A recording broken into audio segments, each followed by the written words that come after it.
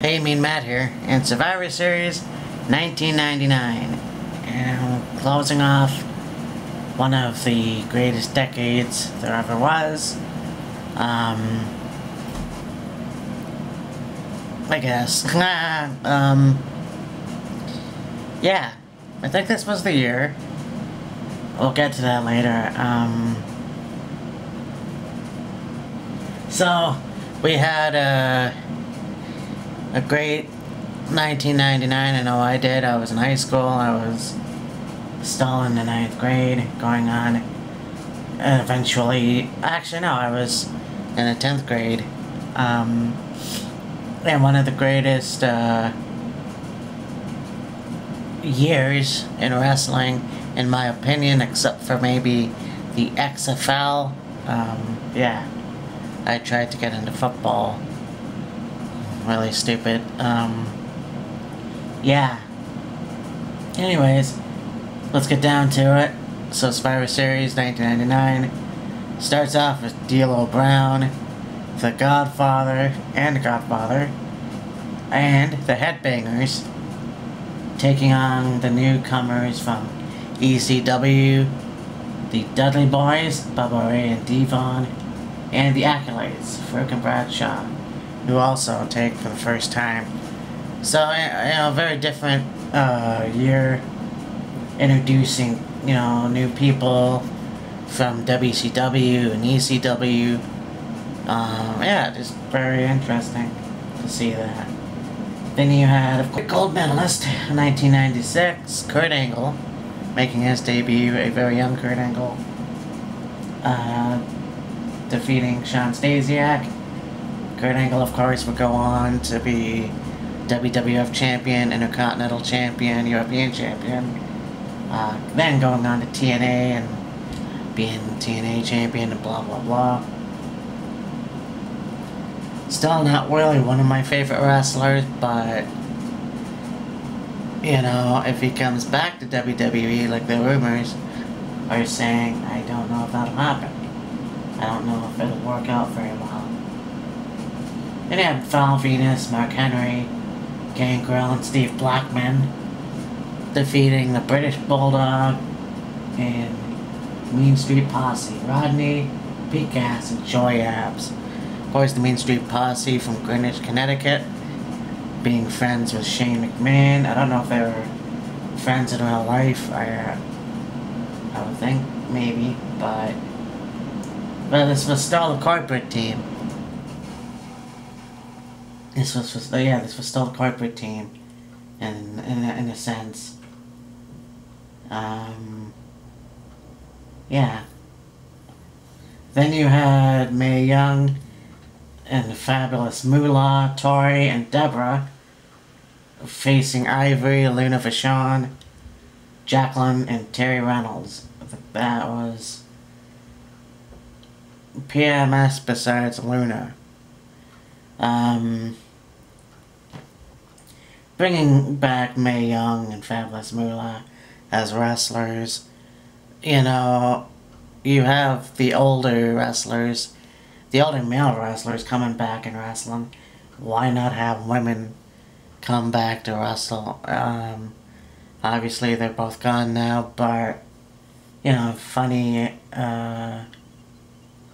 as they were. And then even, Fabulous Moolah passed away, and I think she was a bit younger than Mae Young. But,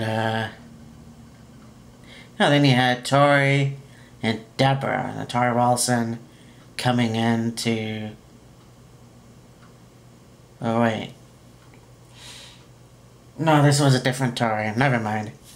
And then we had Kane versus X-Pac. Thought they would eventually become a tag team, but they faced each other. I can't remember how the disqualification happened. Weird. So then you had Intercontinental Championship match.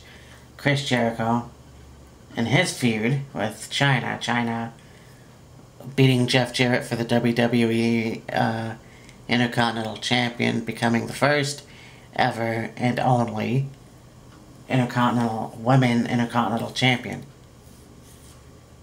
And then there was an ongoing feud with the new Chris Jericho.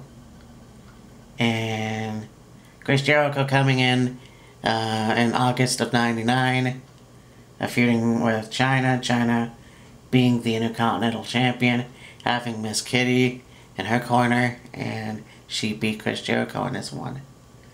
Forgot to mention Big Show defeating the Big Boss Man, Prince Albert, who we knew as Tenzai, or if you're from Japan, Giant Bernard, or A-Train, if you will. Big Boss Man, Midian, and Viscera, who was once Mabel. So Big Show defeated those three guys. There was also a feud in '99 with Big Show and Big Boss Man, where Big Show's dad passed away, and it was this whole kerfuffle thing. I thought it was in bad taste even at that time, but I didn't learn to find out that Big Show, Paul White's dad, actually did pass away, but this is like years prior to that, so it was an interesting feud. Then we had Too Cool, Grandmaster Sexay, and Scotty Too Hottie, who the year before that, were too much. So they changed it up a bit, became hip-hop people, and they were taking with the Hollies, Crash and Hardcore Holly, defeated Edge and Christian and the Hardys, which I forgot about that. That was pretty interesting, especially because the Hardys and Edge and Christian were highly popular at that time. And, you know, it's a shame that Crash Holly passed away that young, you know. He's one of those guys that could have been, you know, I guess, a good wrestler, you know, just someone who could have gotten more, but, you know, unfortunately didn't. Then you had the New Age Outlaws, WWE Tag Team Champions, defeated Al Snow and Mankind. They met before, and this was when they were throwing Mankind, and actually it was Terry Funk as Chainsaw Charlie in the trash, so this is different. Al Snow and Mankind. And it's funny, you see Al Snow talking about, you know, in a shoot interview, about how, you know, they're still friends, but they still pick on each other, him and Mick Foley. Of course, Al Snow is on TNA Impact. But interesting to see, you know, he's actually a nice person in real life. And of course, the New Age Outlaws were still Tag Team Champions of the world. But, the main event was interesting here because it was supposed to be Stone Cold Steve Austin, Triple H as the champion at the time, and The Rock in a three-way match.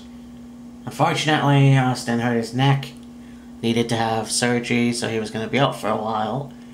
And so the angle was, he ran out into a parking lot.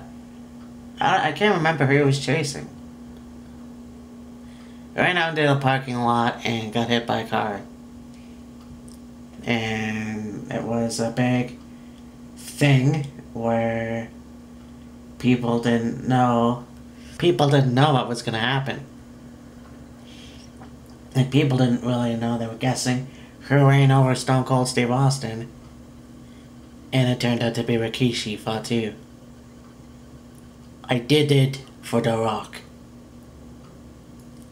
So then, I actually don't know if there was ever a payoff. I'm gonna look that up, actually. I'm pretty sure there was Rikishi versus Steve Austin, but I will look that up.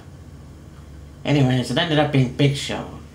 And this was Big Show's night, winning the WWE Championship.